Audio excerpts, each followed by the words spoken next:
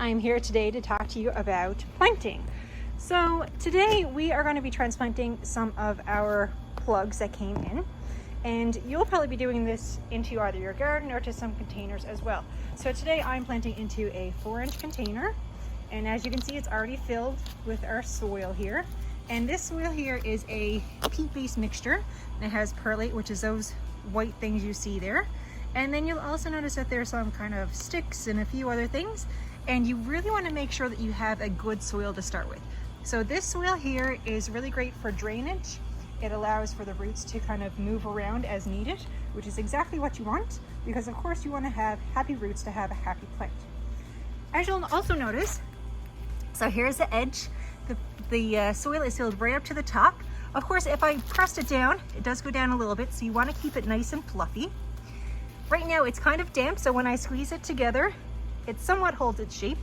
It's not drenched and it's not crumbling like it's too dry. So again, you want to make sure that you start with a good base for your plants.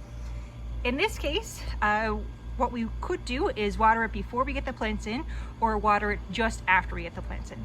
In this case, I am going to be watering just after I get the plants in. Just help settle them and make sure that everything is kind of tucked in. All right, let's get going. Okay, so first of all, let's talk about the plugs. So this here is a form of grass. And as you can see, there's nice white roots, which is exactly what you want to see. Of course, it may vary a little bit. Could be a little bit of a creamish color or a yellowish color, sometimes even a pinkish color, depending on the plant itself. But in this case, we want to see nice white roots. This is what we call a plug, okay?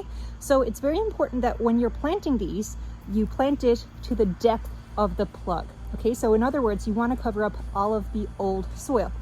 To do this, you don't want to push it down.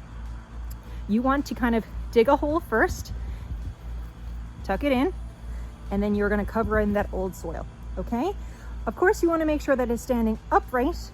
You want to make sure that it's into the center of the pot so that it has lots of room to grow in all directions from where it's planted, okay?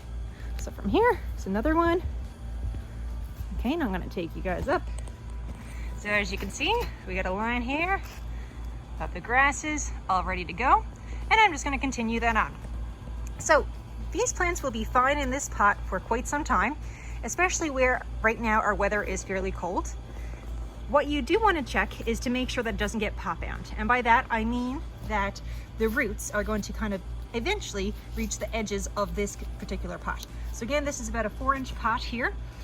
And hopefully around May or June, you can take it out of the pot and you can transplant it into another larger container or into a garden as well.